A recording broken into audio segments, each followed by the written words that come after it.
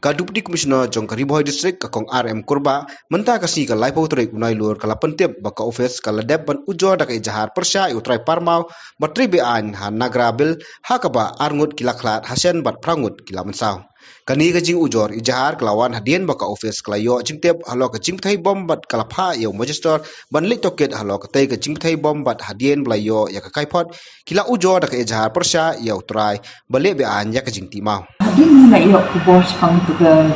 jenjah mencisni polai biji di menen kasni lalit tu magistrate juni menishim ya ke jinshisha inquiry bat nilai yo ya kata ke report hadin belayo report na magistrate menen hi la file ya ke FIR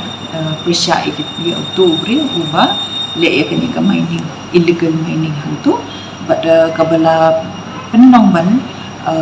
do no anut ki min sim but kini kalong kini ka kam illegal mining ru kumba fiat ki kalong kala attract ika NGT but ni Kariboy district ka ha ma focus kana jong ka NGT right now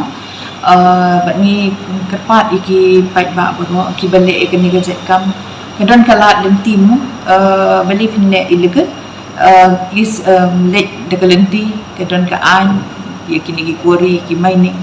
kadon ka la lenti banne mo semua banyak dekalenti jo ka an ban apply pendon kami kita ki kidan bun hang tu kidan first kidan ka mining lease kadon seperti ka civil window clearance dan environmental clearance tigidan kini ki steps will be given follow